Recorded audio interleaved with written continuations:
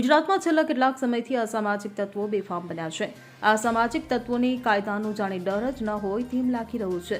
અસામાજિક તત્વો ખુલ્લેઆમ દાદાગીરી અને હત્યા જેવી ઘટનાઓને અંજામ આપી રહ્યા છે।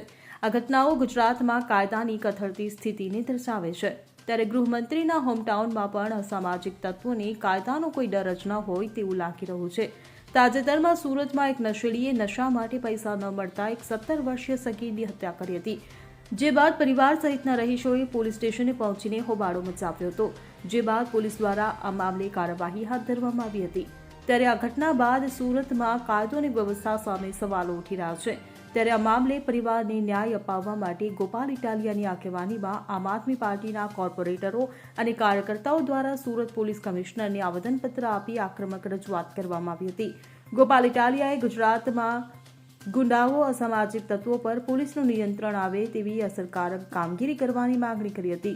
આ દરમિયાન ગોપાલ ઇટાલિયાએ હર્ષ સંઘવીને ઉધડો લીધો હતો। Bureau report CN24 news. હવે જુઓ દેશ દુનિયાની તમામ ખબરો તમારી આંગળીના ટેરવે। ઉઠાવો મોબાઈલ અને Google Play Store પરથી ડાઉનલોડ કરો અમારી CN24 ન્યૂઝ મોબાઈલ એપ।